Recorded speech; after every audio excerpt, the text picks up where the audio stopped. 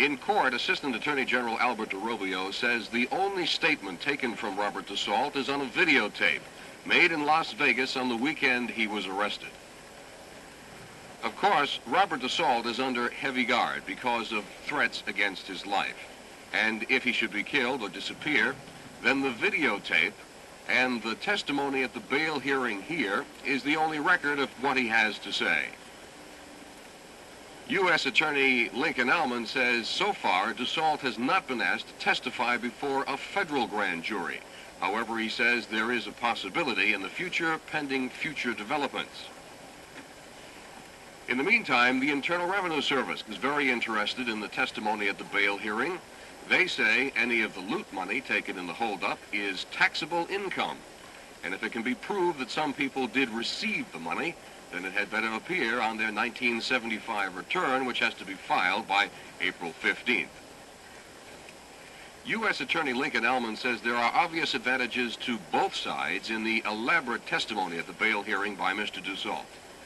As far as the state is concerned, they're able to get on the record some of his information should he not be able to appear at a future trial. And as far as the defense attorneys are concerned, they have an opportunity to learn some of the evidence potentially to be used against their clients. Jack Cavanaugh, Newswatch 10. 40-year-old Joseph Denise, an admitted participant in the multi-million-dollar heist, took the witness stand this morning. Denise told the court he has been in protective custody since January. Asked why he made a deal to testify for the state, the Haverhill, Massachusetts native said he has been in prison 14 years of his life, and he has to consider his family's future, he said. His testimony didn't get too far, however, before the 2-month-old trial got bogged down in yet another legal technicality. Denise testified he knew all of the 6 defendants except Walter Ouimet. At that point, the jury was excused, and a videotape of Denise identifying mugshots at Providence Police Headquarters was introduced.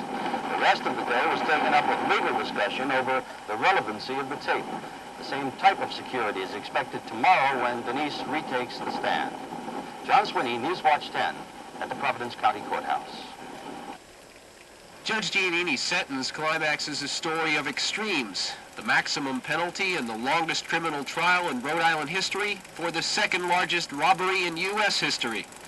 All of which will be fodder for conversation for some time to come. As will the question, whatever happened to most of the loot? Mike Lawrence, Newswatch 10 at Rhode Island Superior Court in Providence.